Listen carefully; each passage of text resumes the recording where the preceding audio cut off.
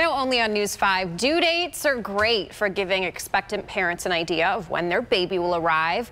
But sometimes baby has other plans. Right now, the contractions are coming quite quickly. I would consider this an emergency.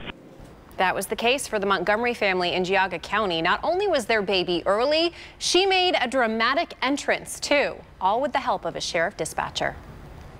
My friend is currently in labor with her fourth child. It was a little after 3:30 Monday morning. First, I just thought, this is getting pretty uncomfortable. I don't think I can be in the car for 45 minutes. And then, the next thought was, oh my goodness, I'm having a baby right now. Christine Montgomery was supposed to deliver her baby at Cleveland Clinic's main campus. Instead, she had to do it on the kitchen floor of her Munson home with her husband, Eric, by her side. It was a surreal experience. It was very different. And her friend, Karen Wright, dialed into 911. She's pushing and her water just broke. Okay. On the other end of the line, I'm going to stay with you. Geauga County Sheriff dispatcher David Baird. Next contraction, we're going to want to push, okay?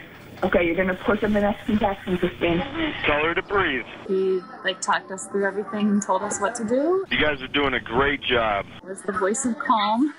Less than 5 minutes after that 911 call started, It happened pretty fast. little Lillian made her big debut 10 days ahead of schedule. Okay, she is fully out now. Okay, the baby's fully out?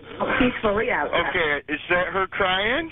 Yes, that's her. For now, Lillian is in the PICU at Cleveland Clinic. Her big brother and sisters excited to take her home. And Mom with a message to the man on the other line who talked her through this unconventional delivery. I would just thank, thank the dispatcher for being so calm and helpful, and all the parents.